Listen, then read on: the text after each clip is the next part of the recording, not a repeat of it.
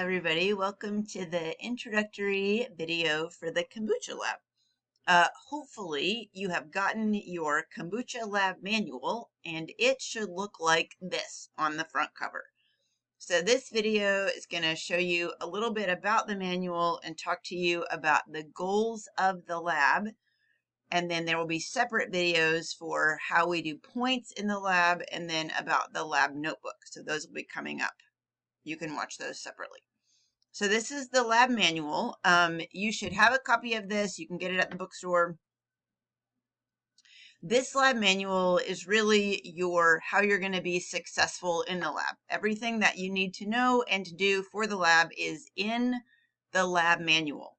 A big part of the lab is for you as the student to learn to take responsibility for what you're going to need to know for lab, which is all in here. Like it's well explained. You just have to read it and learn it. Because the ultimate goal of this lab is to prepare you for future labs that you'll have in the biology department, and then also to prepare you for future professional school or job that you have. And so in all of those different settings, it is going to be up to you as the student or the employee or whatever to collect the information that you need to read and familiarize yourself with it, and then to be ready to do whatever the project is or whatever the presentation is whenever you show up that day. And so this lab really asks you to start to develop those different abilities to collect information, read through it, understand it, and then use it to do things. So that's one of the overarching themes of the kombucha lab.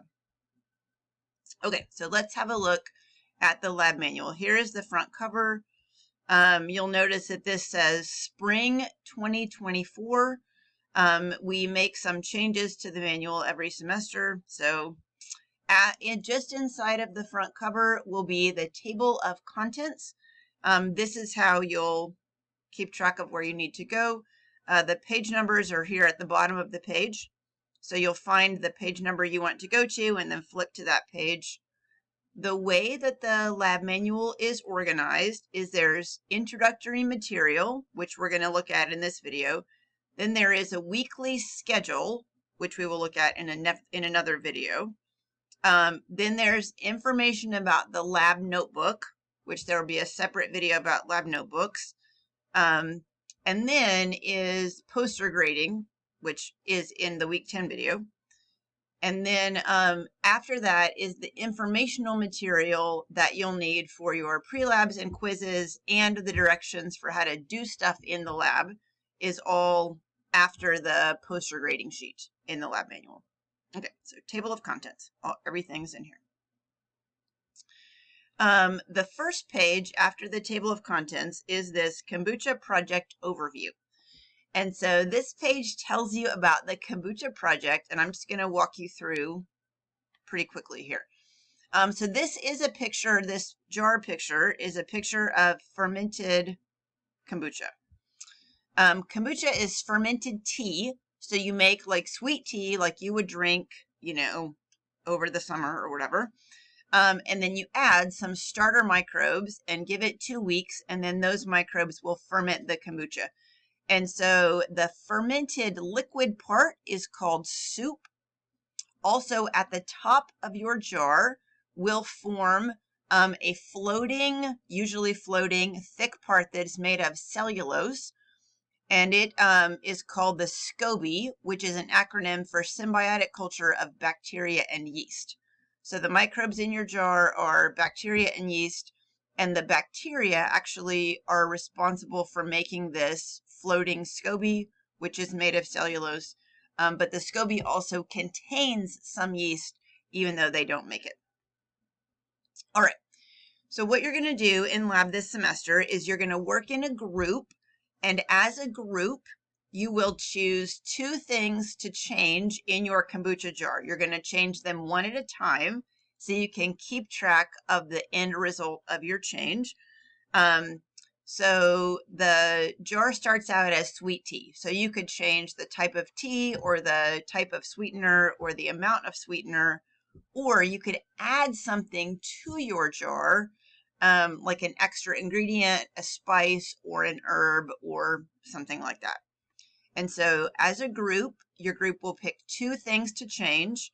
You'll change one thing at a time, and then you'll make some measurements of the jar to see what impact your change has had. These are the types of measurements that you can make. Number 1 is kombucha characteristics. So you will always make a control jar, which is going to be black tea and white sugar, and it will have no changes. And then you'll compare your jars with changes will be called your experimental jars. So you're going to compare your experimental jar to your control jar and then see what kind of change has happened in your jar as a result of the change that you made in the ingredient. So like if you added garlic to your experimental jar, how was your experimental jar different from your control jar?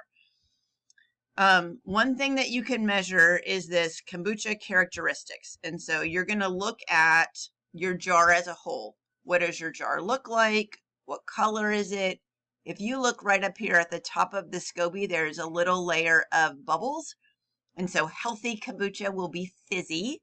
So you'll see, is your experimental jar fizzy? Does it have a low pH? So healthy kombucha is very acidic, so it has a low pH. Does it smell like fermentation, or does it just smell like tea, or does it smell like garlic? So the first thing that you'll record as possible changes will be characteristics of your kombucha.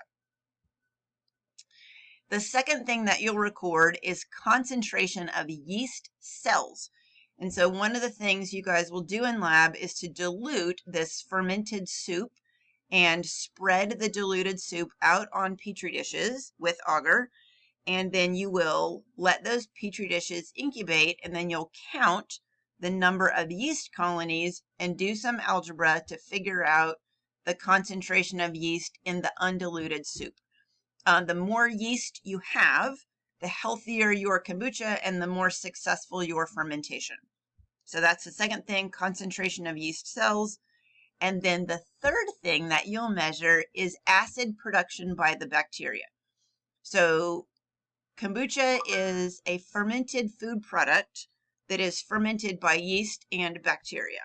We can directly plate out the yeast and have them grow and count them. The bacteria do not grow well on the agar plates. And so instead of counting the bacteria, we are going to instead measure the amount of acid. So bacteria in kombucha produce acid. And so if we measure the amount of acid produced, that gives us a good indication of how many bacteria there were. For both yeast and bacteria, the healthier the kombucha, the better the fermentation is going, the more microbes you have. And so the more yeast you have, the healthier the kombucha and the better the fermentation. The more bacteria you have, the healthier the kombucha, the better the fermentation. We cannot directly measure bacteria, so we're going to measure the acid produced by the bacteria instead.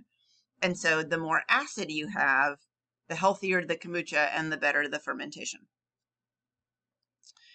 The way that we're going to measure the acid production is using something called the TTC assay.